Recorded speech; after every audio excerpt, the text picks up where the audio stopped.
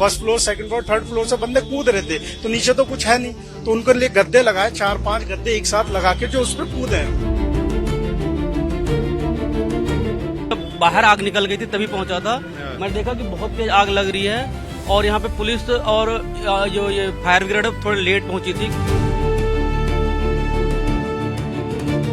7-8 बंदे हैं जो उसमें गए हैं, अंदर जाकर बचाया लोगों को।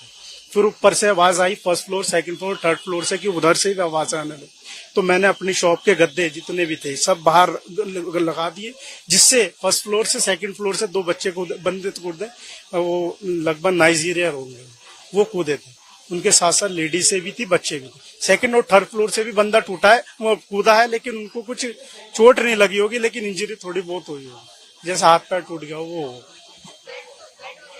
जी मेरा ही शॉप है, मेरे सामान था, ही सामान पहला हुआ ऐसा भी रखा।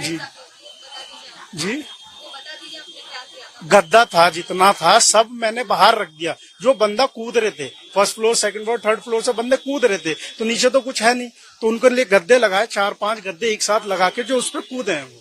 जी लगभग 20 से 22 गद्दे। मेरी पूरी शॉप आप देख सकते हो, उसमें कोई माल नहीं है, और एक दिन पहले मैंने सब माल लगाया। जी कम से कम 7 से 8।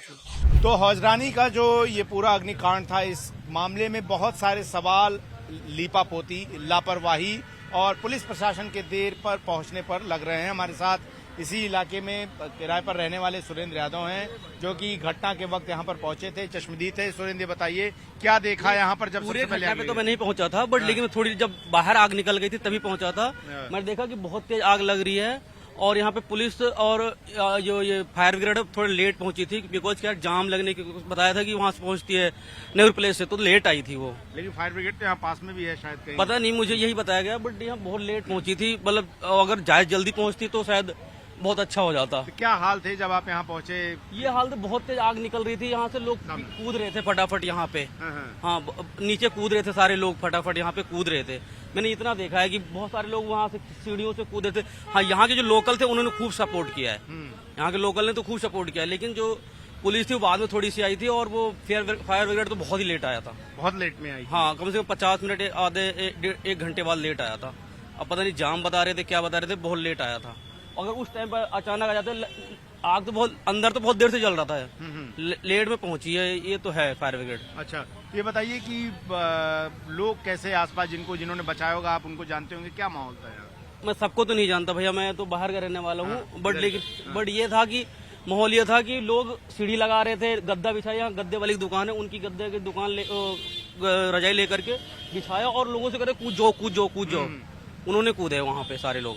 तो क्या किसी वर्कर को भी जानते थे जो यहाँ काम करता? नहीं, मैं किसी को नहीं जानता भैया, मैं तो किराएदार, मैंने बोला कि बट लेकिन इतना पता है कि बहुत ज्यादा इसमें से लोग कूद रहे थे, बस इतना पता है। तो बाद में जब पुलिस फायर ब्रिगेड पहुंची तो क्या तब भी लोग अंदर फंसे हुए थे? तभी फंसे हुए थे, बहुत ज्यादा फंसे हुए थे लोगों ने। फायर ब्रिगेड ने तुरंत पानी बुझाने की कोशिश किया, बुझाने के बाद देन उसके बाद क्या कहते हैं वो किया है, निकाला है लोगों को।